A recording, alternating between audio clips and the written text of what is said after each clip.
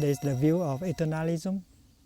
Eternalism, that means you have a soul that is eternal, and after you die, that soul remain intact and go to another body and continue like that. That is eternalism.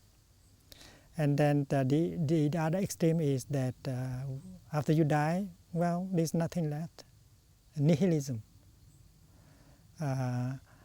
And nirvana is the extinction of these two views, nihilism and eternalism. And even in the life of a person, in the lifetime of a person, when you grow 10-year-old, you are no longer the same with you when you were 5. So you at 5 and you at 10, you are neither the same nor a different person. So the notion of same and difference should be transcended also. So if you don't see that kind of light, you don't really understand rebirth in Buddhism. You may get caught in the view of eternalism, and you are not different from traditions who hold a view that there is a immortal soul. In the light of the teaching, everything is impermanent.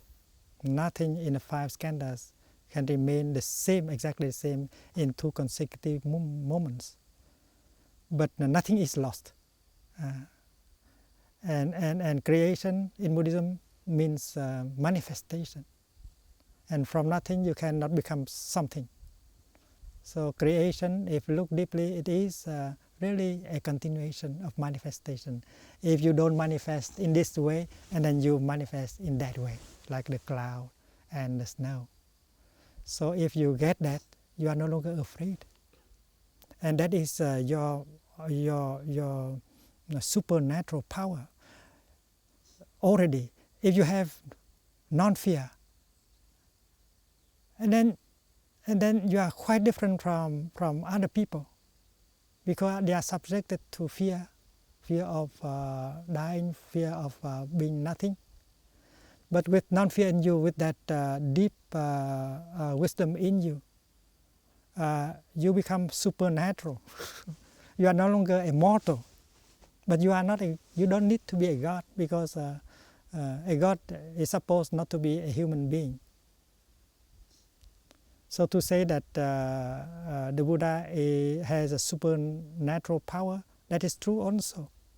But he does not need to be a god in order to have that. He needs only to have freedom. Freedom from wrong views and freedom from fear. It's like birth and death are like waves, and you are riding on the waves of birth and death, and you go without fear. It's a wonderful. That is supernatural power. And the Buddha did not encourage his disciples to perform miracles. He said the greatest miracle is the miracle of teaching and transforming people. And that is a miracle that he do every day. He does not have to come and touch a person to heal. Not that kind of healing. He healed by his teaching and the practice.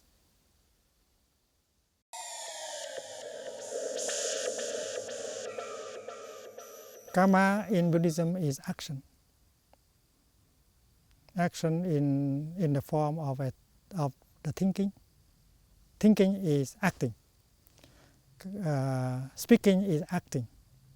And doing things is acting. And every act has a result. That is karma. And no act, nothing can be lost. It continues always. The chain of action continue. And if you perform positive karma, it will continue very well. It will help you and help other people. So karma should be understood in the positive way also, to produce a thought of loving kindness compassion, and understanding is a wonderful karma that can bring happiness to so many people. To say something that inspires confidence and remove doubt and suffering, that is a wonderful karma. And to do something to help people suffer less, that's a wonderful karma. And that karma is to be encouraged. And the Buddha always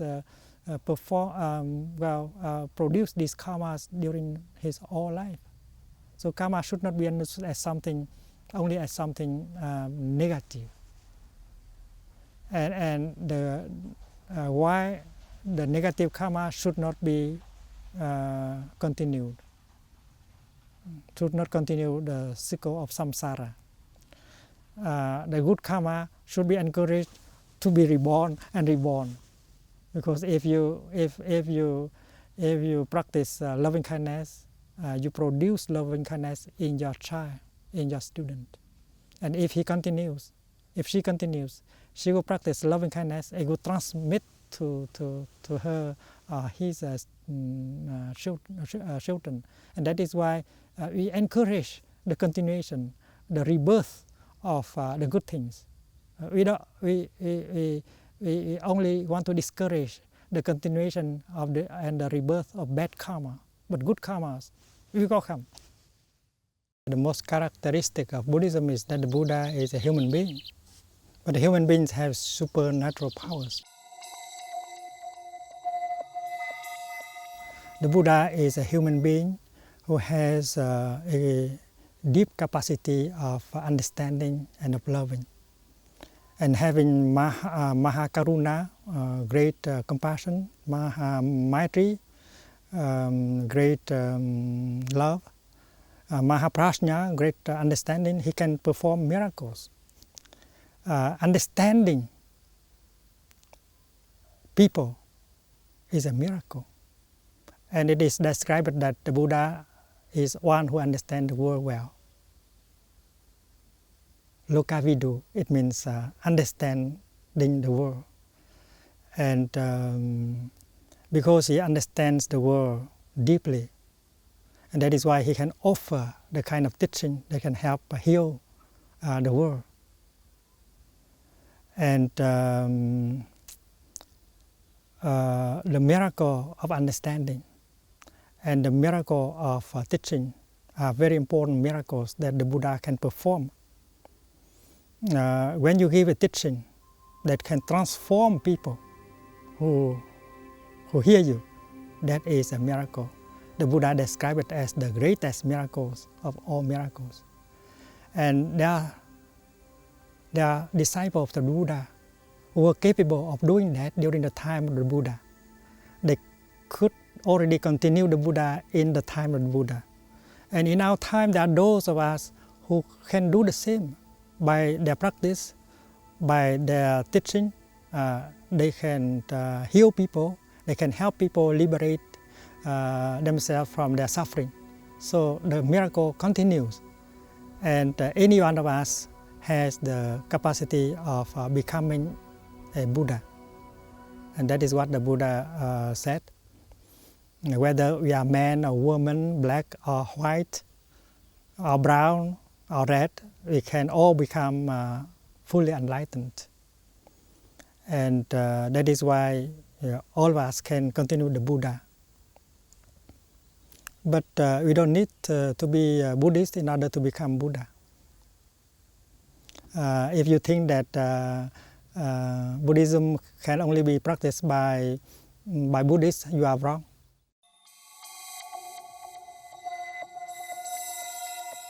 If we are able to remove our wrong perceptions, we will be able to be free from the afflictions and the sufferings that always arise from wrong perceptions. It's like the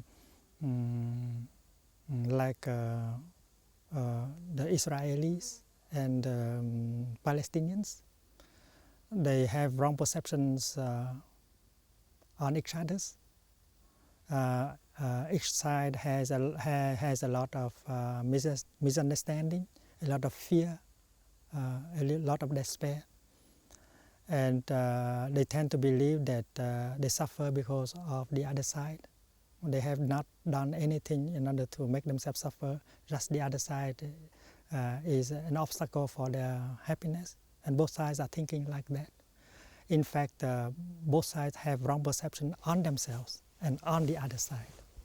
And if they come together and help to remove these wrong perceptions, and then collaboration, working together for peace is possible.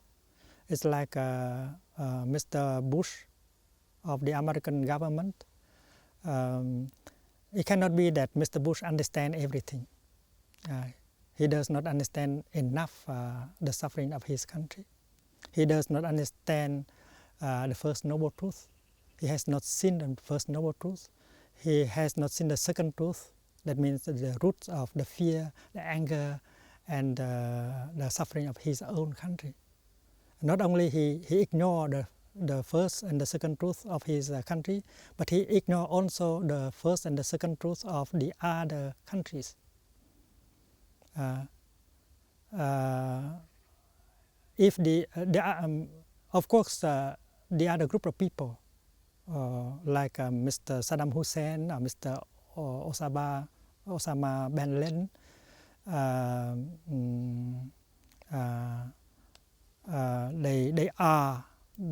they have been considered as enemies of the United States of America. But we have to know that they must have the kind of perception that have led them to behave like that in the past. And if you want them not to do what they have done, then you have to help them remove the wrong perceptions in their heart. Maybe America believes that it has not done anything harm to the other countries, but that may not be true.